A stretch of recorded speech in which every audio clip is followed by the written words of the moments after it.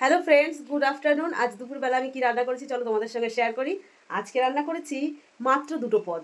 তো এখন প্রায় 3টে বাজে, সকাল থেকে রান্না বান্না করেছি, কিন্তু কেন দেরি হয়েছে সেটা তোমাদের একটু দেখাই। তো চলো। রান্নার মধ্যে করেছি শাপলা ভাজা। এটা শাশুড়ি মা শাপলাটাকে বেছে দিয়েছে আর আমি কেটে ভাজা করেছি। হয়ে গেল একটা পদ।